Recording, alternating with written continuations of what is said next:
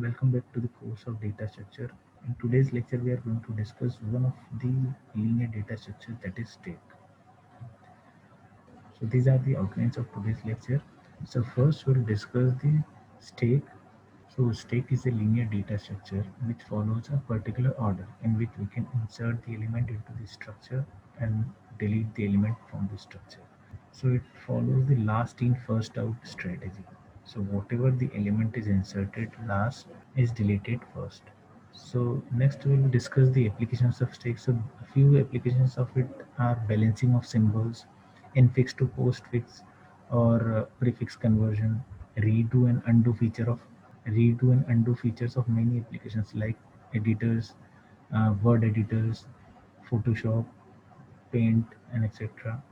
Forward and backward featuring web browser is also an application of stake, and it is used in many algorithms like a tower of Hanoi problem, tree traversal problem, stock span problem, histogram problem, and some other application can be like backtracking, a night tour problem, a rat in maze, and Sudoku solver, and queen problem also.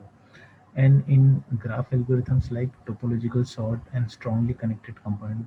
So these are the different applications of stake we are going to discuss. So these are the different stake operations. So the first operation is push. So it adds an element into the stake. If the stake is full, then it is said to be an overflow condition. Next operation is pop. So removes an element from the stake. The items are popped in the reverse order in which they are pushed into the stake. If the stake is empty, then we will call this as underflow condition. So next is peep. Okay, so it returns the top element of the stake. And next is change. So whenever we want to change any specific element with a specific position, then we can call this function change.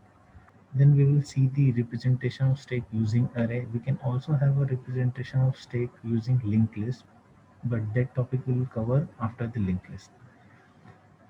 So we'll also discuss the polished notation. So one of the main advantage of polished notations.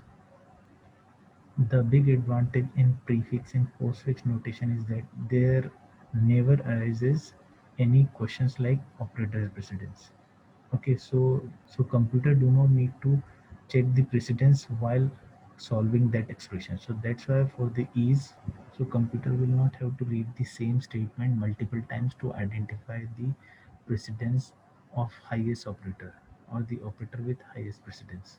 So that's why we use polished notations in our computer.